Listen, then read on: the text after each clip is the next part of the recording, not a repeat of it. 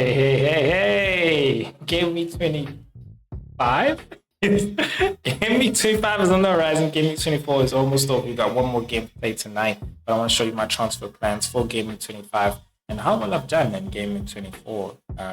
So yeah, without further ado, let's get into it. And that is the moment where the intro is meant to kick in. Sorry, guys.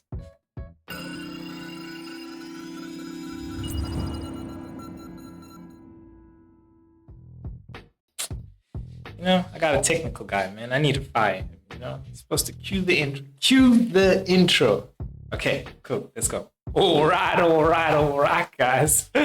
Yeah. So game week 24 honestly has gone amazingly. So I took a 12-point hit, really a 4-point hit to get in my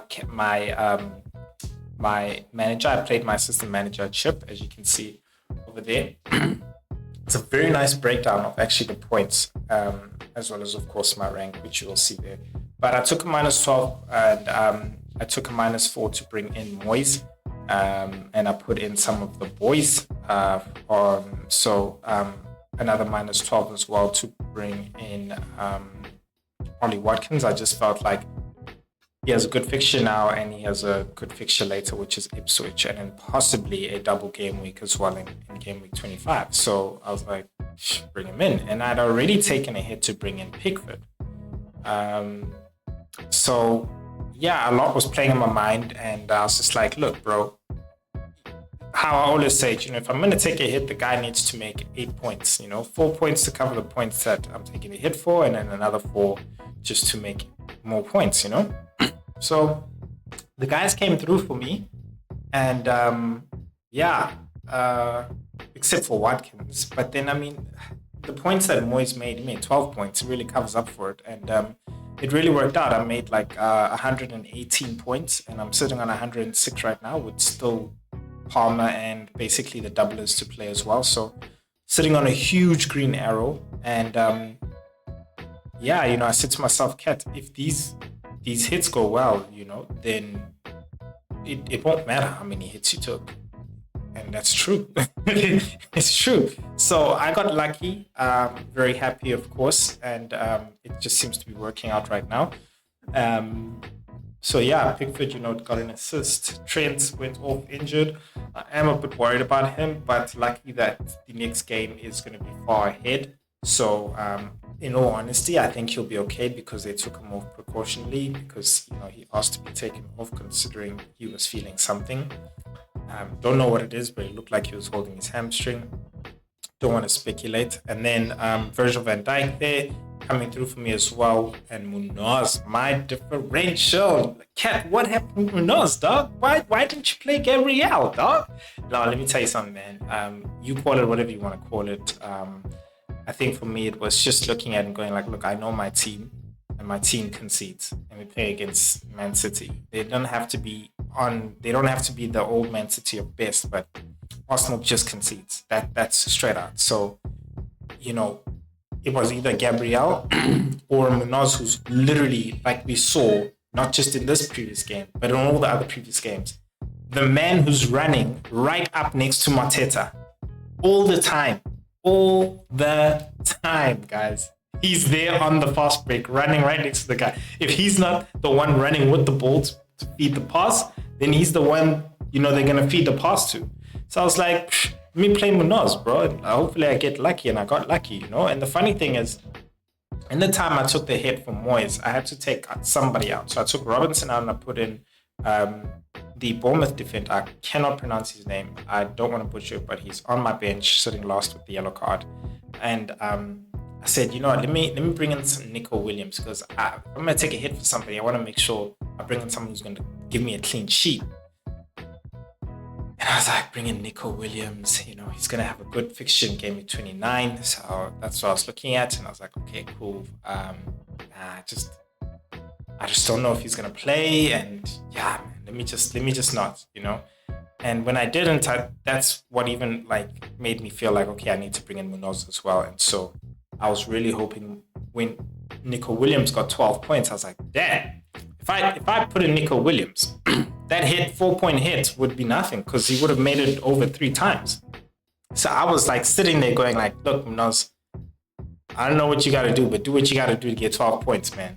And he came through. And so that there is what also covered my my hits that I took for Moyes. And then Rodgers disappointing along with Watkins, in all honesty, after scoring bloody hat-trick in the European games. Palmer going to see what he's up to tonight. Mo Salah continuing to do what Salah does. Gibbs White surprising everybody there, and I think he was the guy that really also helped me the differential. And this goes down to what I was saying with the strategy, guys. It's like, if you want to go, if you're on the catch up, and you're trying to get this big arrow. Quite frankly, I've halved my rank, more than halved my rank. Sitting with plus 180 there. Because I was like 377k rank. So I've like basically halved my rank. And I was saying that in strategy, you need to have more differentials in your team. So have your spine, which is basically your Palmer, your Salah, and of course, whichever other players that are a majority owned, like a Wood as well. I also had Isak. And then I said to myself, okay, I need to bring in some differentials who are really gonna be able to help me and have some good effect. And of course, Gibbs White was always there, has always been there. But then I brought in Watkins, of course, who is a bit of a differential, less than 20% owned as well.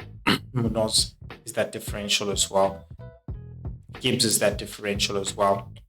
And Dye is that differential as well. So already you got 1, 2, 3, 4, 5 with Pickford in the back there in that starting 11. So half my team is a differential. And that added to the thought of not playing Gabriel as well, as that, look, if you want to game big in your rank, there's a lot of people that benched Munoz. There's a lot of people that don't even have Gibbs White. They got an Mbuemo, you understand? And he's the majority, So I went against the tide and it worked out right now. Not everything worked out, as you can see with Rodgers and Watkins.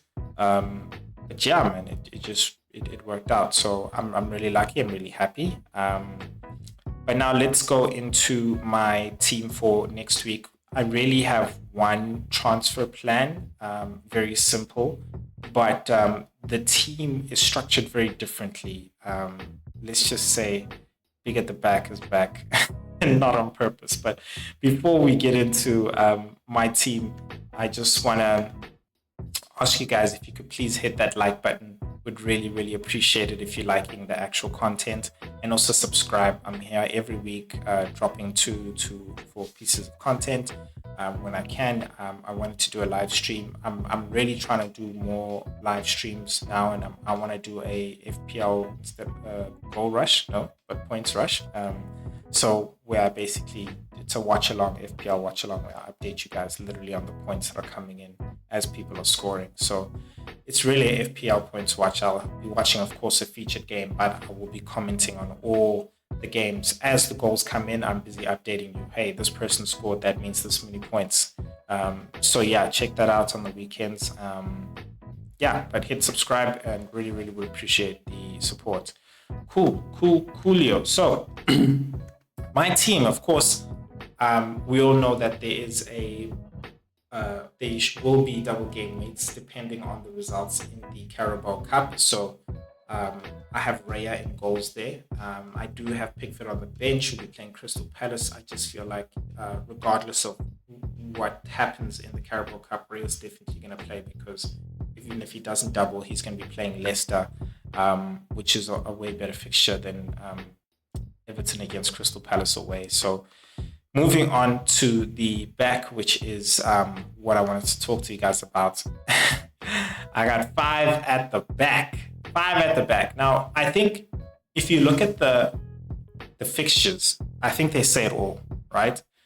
You got a potential double for Trent and Virgil, right? Now, again, I feel like that game week 25 is far away for Trent to actually play in that as well. I really don't think the injury is bad. I think it's okay. I think he just felt something and he was like, yo, feeling something and I don't want to aggravate it. So let me get off, and then we know you have me for the cup game as well. So yeah. So I think you'll be fine. Potential double game week. And I feel like right now with Arsenal's form and Newcastle's form, I think Arsenal can actually go and overturn that 2-0 deficit. So I think there's a really high potential Arsenal can actually double there.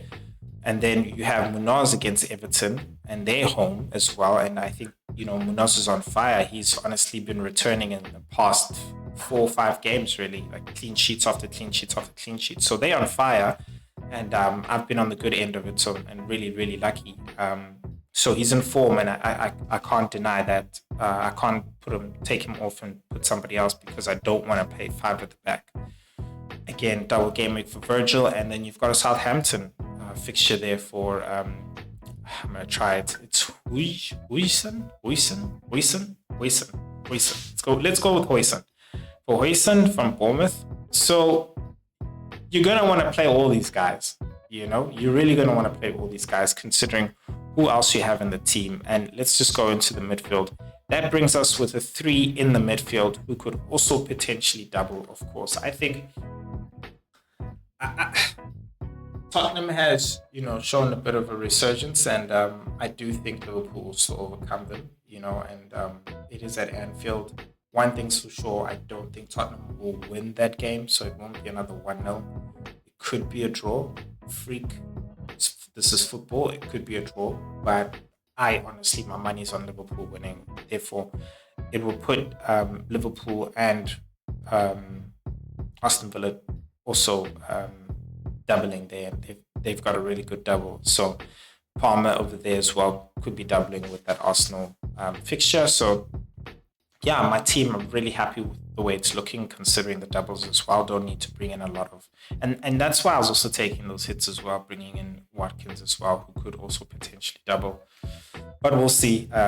Even if he doesn't as well, you got an Ipswich game at home. So it's still a good game, So going into the strike force and the bench, you see what the full team looks like now with Watkins playing their potential double against Ipswich and Liverpool. And then you've got Wood as well, who's just in form. It's Wood, really. There's nothing else you can really say about it.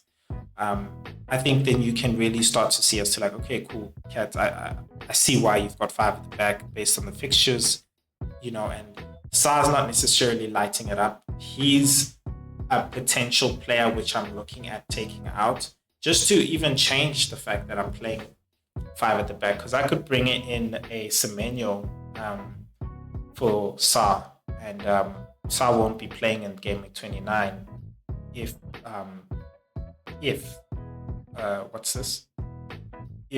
Newcastle do win. So basically just removing players already who are not going to be playing in 29. But again, have to wait for the actual Carabao Cup results. But yeah, either way, still bringing in a player who has good row of fixtures and actually plays against Southampton. Then what I could do is decide on one of the defenders there who to actually take out, and I might just take out Munoz despite his form, because I think there'll be a lot more to gain with midfielder like Semenyo playing against Southampton. Or I might actually just take out Wood, as much as he's got a good form, because I just feel like Semenyo playing at home might be better. That defense over there, they've got really, really great fixtures, in all honesty. And I fear for Nottingham Forest against Fulham away. So yeah, that's my thoughts. In terms of the transfer that I definitely 100% am looking to make is, of course, based again on the Carabao Cup fixtures, and that is my manager, which is Moyes and the boys, to a Unai Emery, who will be playing against, of course, Ipswich and Liverpool. And I know, we saw Liverpool go up against Bournemouth, and they controlled the game, they dominated, and they beat them 2-0 convincingly. And I was just thinking to myself, well, look, I think just like the way we're playing Moyes, we've got one game that's a banker, that we feel like, no, this is a banker. It's Unai Emery against Ipswich at home, we good. The points are in the bag. Now let's take a shot at something, and let's see and let's hope that it actually works out. And that's essentially what I'm doing here when it comes to the double game weeks and the double game weeks and the managers. Is I'm trying to gain ground, and the best way to do that is get those table bonuses as well. So with the managers, so if it works out, it works out. I hold big, and it might be even better than when the other managers play their assistant manager chips down the line at the end of the actual year. So we'll see. But yeah, that's put me up in the table with the Tempestuous C still rocking it at number 1 at the high rank there. Still hanging in there. Honestly, really good, man. Really good. Don't be discouraged by the little red arrows at all. Just know you're in a good position, and yeah, keep rocking. And then Killer Squad there at number 2, just opening up a bit of a gap there in front of Dallas Dominators, who just continues to dominate there in the top 4 as well, with Marcel Oscar jumping back in to the top 4, not going anywhere out of this top 10. And then we've got Slot Them Away, making a late comeback in the season. He is saying, do not count me out, cat. My man Tiamo coming out of nowhere there, another Liverpool supporter. And then Sono FC saying, I'm still here, Sono. I'm still here. No, good to see you guys. Good to see you guys back. And then here saying, I'm not going anywhere. I'm sticking right here at number 6. Tie in there with Sono FC, and then Saka coming in back with the boom. Saka boom after a great fixture, of course. I'm like buzzing off the Man City Arsenal game. Really, really happy. Yeah, Saka boom at number 8 there, just on top of Annie D, who's dropped a bit, but still sticking in that number 10, and then holding on to the number 10 spot there is a macaroni and cheese. Yo, that number 10 to number 6 spot is just changing, even to number 5, in fact, just changing. Marcel Oscar just holding it in there, as well as the Dallas Dominators as well. I'm also trying to make sure I don't fall into that thing, bro, because the way it's changing up, and that group of 10 to 4 is really catching up to the top 3 as well. Or should I say top, 2 and 3. The temperature C is just roaring ahead of us. Like, we can't even talk about it. But yeah, that's the way it is, guys. Honestly, again, please hit that like button. Really would appreciate the support, and as well as sorry, what is going on here? Sorry, yeah, please hit that like button. Really appreciate the support, and also subscribe. I have some content for you guys over here and here, and I'll see you guys in the week with my transfer targets for game week 25 as well. Yeah, peace.